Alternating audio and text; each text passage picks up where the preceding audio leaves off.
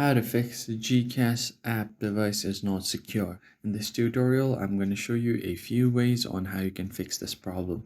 But before we begin, make sure to hit like on the video and subscribe to the channel. Alright, so first thing you want to do is long press on the app to get to your app info, or you can open your settings and scroll down to your app vault and search for GCash right here.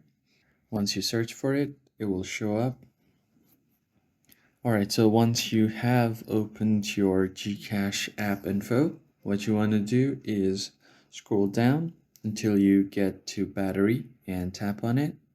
So make sure it's not unrestricted. So what this will do is it will restrict the app activity and you won't be able to function the app won't be able to function properly. So just make sure it's on optimized or unrestricted. Optimized is the best one, so I recommend you choose this option.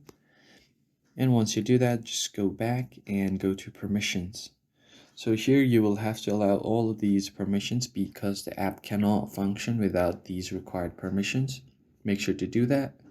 And finally, just go to your storage and clear cache. Also clear data once. This will refresh the app and it will be as brand new.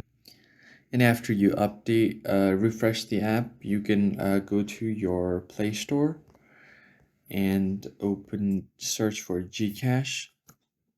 Once you search for it, if there is an update option available here, just press on it, or otherwise if you see an open, that's alright. And once you restart your phone, your app should be functioning properly.